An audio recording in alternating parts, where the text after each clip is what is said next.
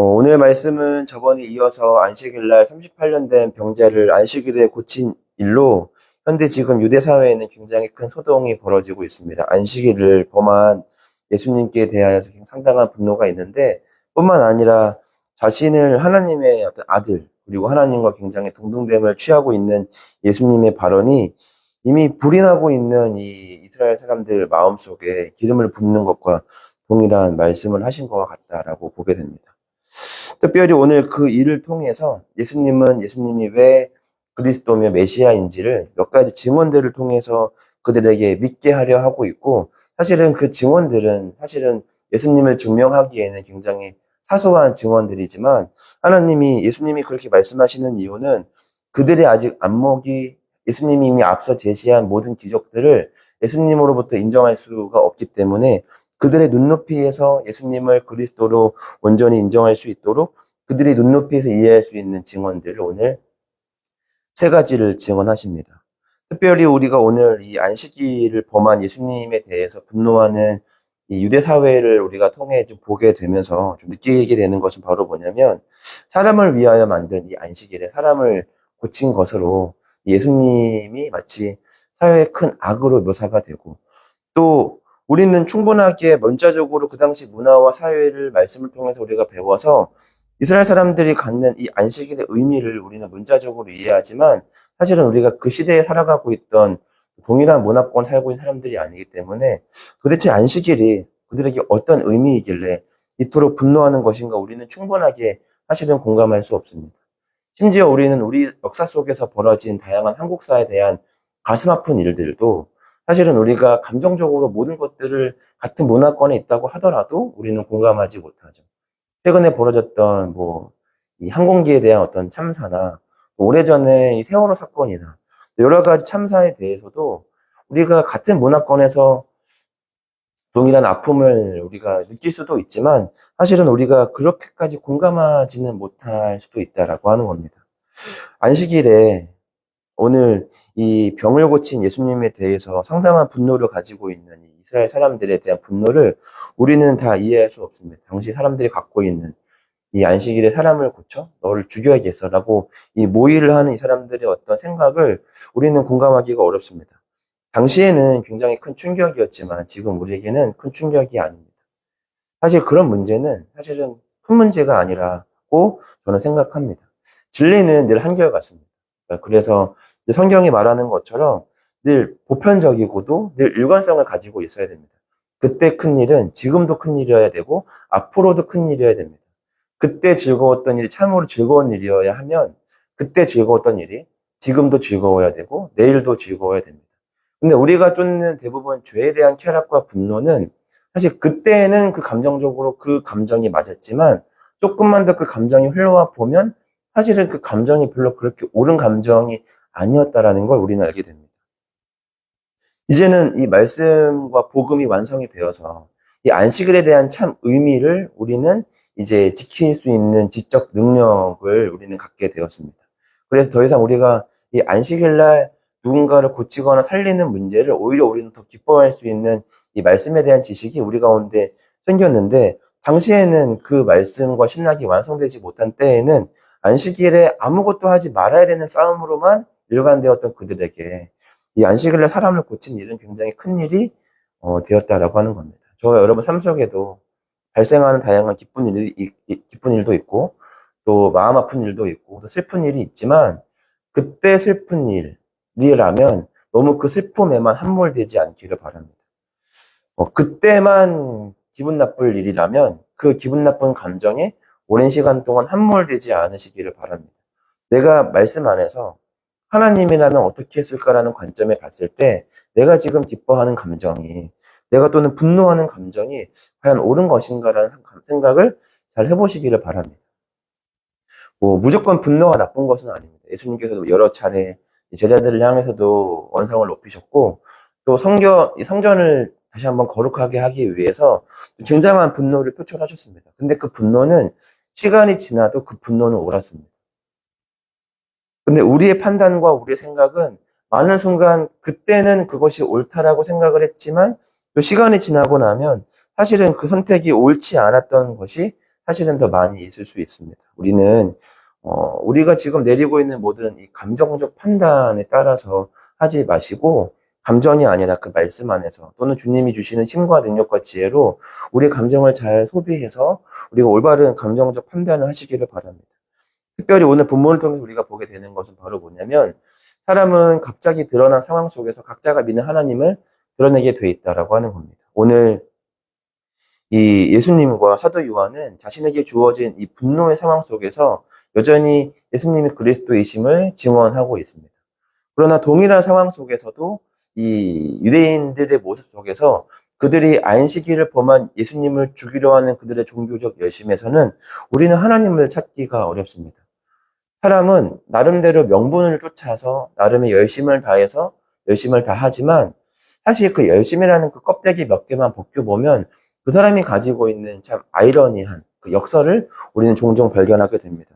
안식일은 분명 하나님께 제정하신 일이고 하나님께서 그 일들을 아무것도 하지 마라 라고 말씀하신 것이 맞지만 사실은 그 아무것도 하지 말라는 것은 진정 아무것도 하지 않는 것으로 끝나는 것이 아니라 아무것도 하지 말되 왜 아무것도 하지 말아야 하냐면 사람은 어떤 일을 열심히 하다 보면 그것에 대해서 몰입하는 부분이 있기 때문에 그 아무것도 하지 말지만 그러나 그 아무것도 하지 않는 게 이제는 하나님께 집중하여서 한 주간 나의 상한 심령과 마음을 회복하는 데 의미가 있습니다. 근데 충분하게 그것에 대한 이해가 없던 유대인들에게는 아무것도 하지 않는 것으로만 점철되었고 결국 그들은 사실 하나님을 위하여 지켰던 안식일에 하나님이 아니라 결국 그들의 의와 열심만 드러낼 뿐이라는 겁니다. 그들은 나름대로 하나님이 제정하신 안식일을 열심히 지키기 위해 노력했지만 그들의 삶 속에서는 하나님이 드러나지 않습니다. 예수님과 사도 요한 속에서만 하나님이 우리는 드러나게 되는 겁니다. 특별히 오늘 본문은 하나님께서 이 이스라엘 사람들에게 하나님 자신을 증언하시는 이 일들을 통해서 우리가 깨달아야 하는 본문의 가장 중요한 텍스처는 사실은 이건 유대인이 했어야 될 일을 지금 하나님 스스로가 지금 하고 있다라고 하는 겁니다. 마치 이제 뭐 부모가 잠깐 외출하는 사이에 자녀에게 청소를 하라고 이렇게 이야기했는데 갔다 오고 돌아오니까 청소가 하나도 안 돼 있어서 부모가 다시 청소를 하면 어떻게 청소해야 되는지를 알려주고 있는 것과 동일하다라고 하는 겁니다. 오늘 특별히 예수님의 이 증언들을 통해서 우리는 그러면 어떻게 예수님을 증언해야 하는가를 우리가 말씀을 통해서 좀 확인해 보도록 하겠습니다. 먼저 오늘 예수님께서는 이 유대인들에게 예수님께서 그리스도의 메시아라는 것을 증언하기 위해서 유대인들이라면 반박할 수 없는 가장 중요한 법적 효력을 가지고 있는 이 방법을 제시하는데 바로 그게 방법을 사용하시는데 바로 그게 뭐냐면 이 두세 명의 증인들을 통해서 사용하는 겁니다. 그러니까 유대인 사회에서 당시 뭐 CCTV나 과학적 어떤 수사가 이렇게 뭐 없기 때문에 당시에는 가장 중요한 게 바로 뭐냐면 이제 목격자의 이 증언을 확보하는 겁니다. 두세 사람이 모이면 그 사람이 주장하는 것에 대한 증언을 효력을 갖습니다. 그래서 오늘 예수님은 첫 번째로 그 증거 사례를 누구로 들었냐면 세례 요한으로 들었습니다. 왜냐하면 세례 요한은 이 예수님이 말씀하셨던 것처럼 당시 예수님과는 다르게 유대 사회에서 굉장히 인정받는 사람이었기 때문입니다. 많은 사람들이 그 진리의 말씀을 탐구하고 알기 위해서 이 요한에게로 갔기 때문입니다. 오늘 예수님도 그 점을 꼬집습니다. 그러니까 많은 사람들이 너희가 그렇게 찾았던 진리의 말씀을 듣기 위해 찾았던 이 세례 요한이 나에 대해서 어떻게 증언하였느냐? 바로 그가 나를 진리라고 증언하고 있지 않느냐? 이 말을 지금 하고 있다라는 겁니다.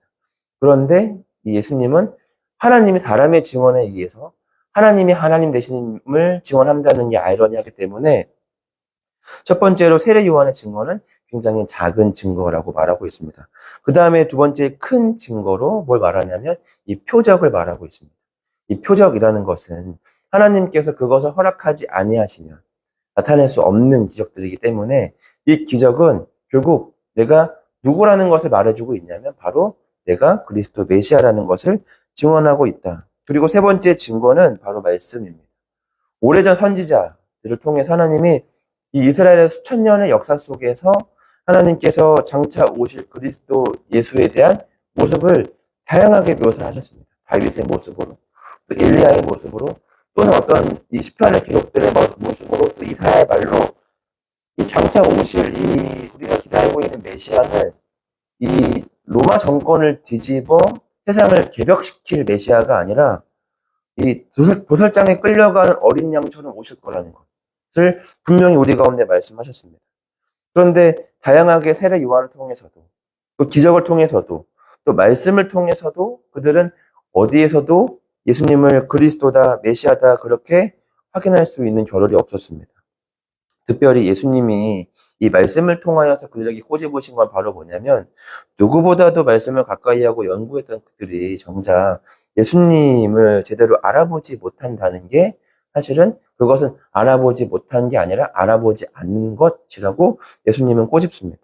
왜냐하면 이 잠깐의 만남 속에서도 예수님을 메시아라고 인정하는 자들이 이미 요한복음 이 앞서 등장했기 때문입니다. 우리가 알고 있는 것처럼 유대 사회에서는 사마리아 사람들은 이 극심한 차별을 받는 사람들입니다. 근데 이 사마리아 사람들조차도 잠깐의 누군가의 말, 잠깐의 만남을 통해서도 예수님이 그리스도며 메시아라는 것을 그들이 알게 되었는데 이미 예수님의 대부분의 표적과 말씀 사역은 그 사마리아가 아니라 예루살렘을 주변으로 한 모든 유대 땅에다가 그렇게 온 힘을 쏟아 부으셨는데 근데 그들이 그렇게 예수님의 말씀에 예수님을 그리스도구나 메시아라구나 그렇게 인정하지 못했다라고 하는 건 그건 어떤 지적 문제가 아니라 마음의 문제, 태도의 문제라는 것을 우리 가운데 말해주고 있는 겁니다. 우리가 오늘 이 예수님의 증언들을 통해서 예수님이 다시금 이 사람들에게 말씀하시는 건 뭐냐면 근데 사실은 이거 내가 나를 할 게 아니라 이미 너희가 해야 됐던 거다. 왜냐하면 이 광야를 지나 가나안 땅을 차지하게 됐을 때 그들이 이 땅을 왜 차지하게 됐냐면 그냥 애굽 땅에 사는 그들이 너무 불쌍해서 하나님이 꺼내주신 게 아닙니다. 하나님의 관점에서 보면 뭐 애굽이나 뭐 가나안이 똑같습니다.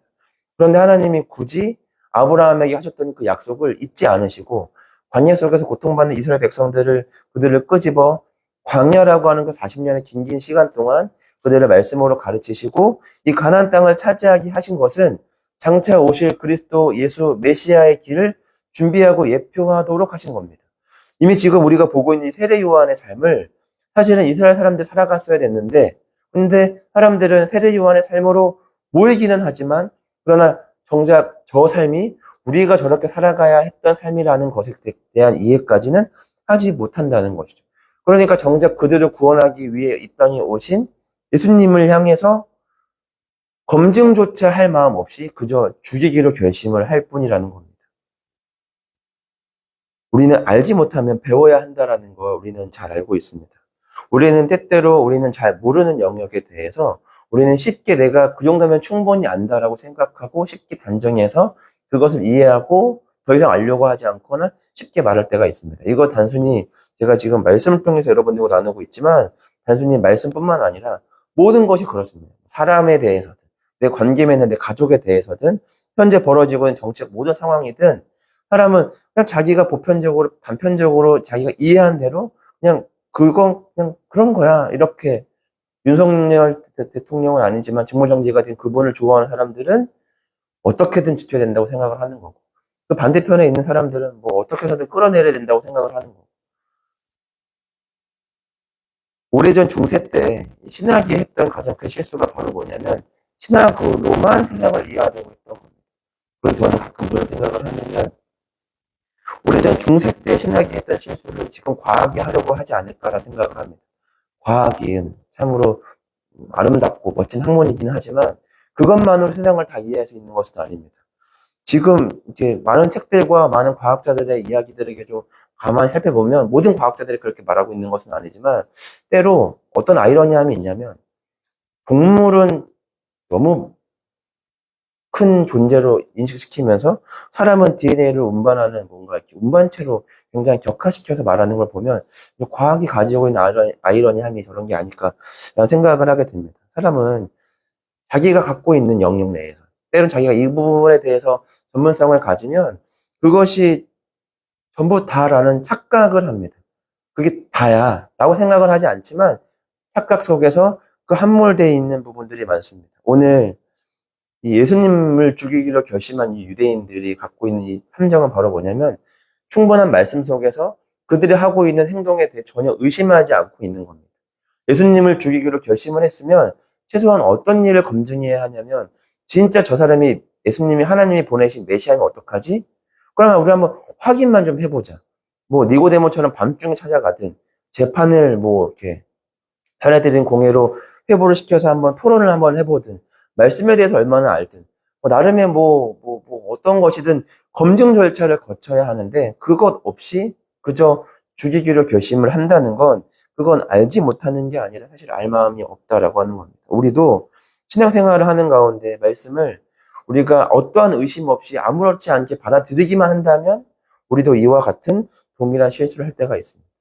우리가 왜 이곳 살고 있는지, 내가 왜 살아가야 하는지, 어떤 죽음을 향해 달려가야 하는지, 그거를 내가 제대로 알지 못한 채 보편적인 수많은 죽음에 대한 목적의 대부분의 이유는 놓쳐버리고 아주 사소한 이유만을 가지며 그렇게 죽음의 길을 달려갈 수밖에 없습니다. 오늘 이 예수님을 죽이기로 하는 것, 안식일을 지키려고 하는 이 몸부림은 나쁜 것이 아닙니다.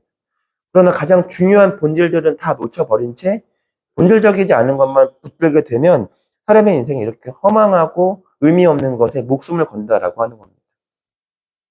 오늘 말씀 앞에선 저와 여러분들이 해야 되는 것은 바로 뭐냐면 하나님의 말씀을 정말 잘 알기에 힘써야 된다라고 하는 겁니다. 이 시대에는 정말 무서운 시대가 뭐냐면 말씀이 홍수처럼 쏟아지는데 그런데 말씀이 홍수처럼 쏟아지지만 그러나 그 말씀이 분별력 없는 말씀들도 굉장히 많다라고 하는 겁니다. 그거는 전하는 자의 잘못이긴 하지만 듣는 자에게 책임이 없는 것은 아닙니다. 제가 지금 여러분들과도 말씀 나누고 있지만 제가 말씀 전하는 가운데 제가 갖고 있는 말씀에 함정과 오류가 있을 수 있습니다. 그것을 여러분들은 또 여러분이 알고 있는 말씀으로 대응하셔서 여러분의 신앙과 믿음을 지켜 여러분들이라도 말씀을 전하는 제가 잘못된 길을 가더라도 여러분들이라도 온전하게 그 말씀 안에서 하나님을 향해 올바르게 나아가실 수 있는 신학적 성경 지식과 믿음이 여러분 안에 있으셔야 합니다. 그러려면 말씀의 자리에 쓰셔야 됩니다. 예배 자리에 오셔서 하나님 말씀을 알기에, 듣기에, 깨닫기에 하기에 열심을 다하셔야 됩니다. 오늘 예수님은 사람들을 향해서 증명을 하십니다. 그런데 오늘 처음으로 하신 것이 아니라 이미 수천 년의 역사 속에서 그들이 예수님을 알아보도록 말씀을 통해서 사람을 보내서 기적을 통해서 그분이 하나님 되심을 증명합니다.